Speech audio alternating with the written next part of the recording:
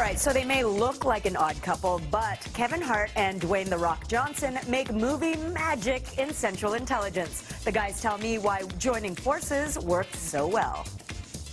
You chose to be an international CIA spy. Because I don't like bullies. It gave me just great comfort that if I was going to get back into the comedy world and that I had the right partner. And honestly, not because he's sitting here. Well, a little bit. But the fact he's literally, look, he's a genius and he's the biggest and greatest comedic rock star on the planet. But here's a cool thing, by the way. It takes a certain kind of guy with a certain capacity to let me come in and be like, get it. I'm going to serve you up. Here's this joke. Here's that joke. Compare, because there's a lot of other guys out there who just will say they'll do it, but they'll hold some stuff back. Right. It wasn't the case with him. So I think that's why, you know, we meld so nicely and the chemistry is there. So when you have that, you have a teammate. You got a partner. Yeah. You know, we want each other to look good. Tune in next week for more from my chat with this hilarious pair. She was that one person that had no judgment. Bobby Brown got candid in an interview with Robin Roberts for 2020 last night. Among the revelations, Brown admitted he once hit ex-wife Whitney Houston. He says it happened during a time he was, quote, trying to maintain sobriety. But he says he is not a violent man, and reports that he abused Houston are, quote, just lies. He and the late singer were married for 15 years, divorcing 5 years before Houston's death. In the 2020 interview, Brown also reveals that he and Houston used to do drugs while their daughter Bobby Christina was nearby, being cared for by nannies in a different room. Bobby Christina, of course, died last summer after being found unresponsive in her bathtub. On another unrelated note, Brown also spoke about a very strange event in his life. He says he had sex with a ghost. I woke up and I was being mounted by a ghost. I wasn't high. Many of these incidents are detailed in Brown's upcoming memoir, Every Little Step.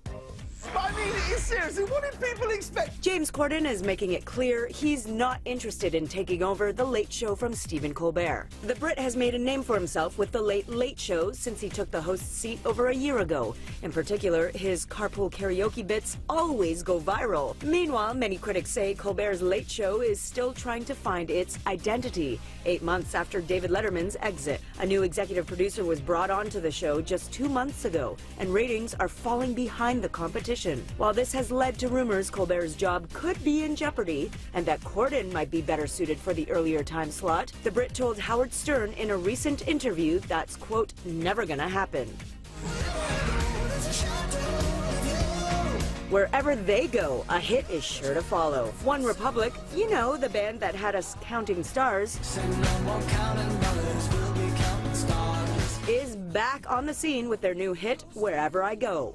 I caught up with frontman Ryan Tedder, who just might be the most in-demand man in music. He's co-written and produced smash hits for the likes of Beyonce, Adele, and Taylor Swift. Safe to say, everything he writes turns to pure platinum. So Wherever I Go, it's your latest single. It's been a little bit of time, you know, since we've heard anything from you, so we're so happy to hear you back. Well, we're excited to be back, and it's a very different song for us. Going into summer, this one, just with the energy and the kind of vibrance of it, just felt like summer. You kind of want to dance, but it has, but the song, the song still has meaning, and so that's my issue with a lot of music is there's not a whole lot of depth.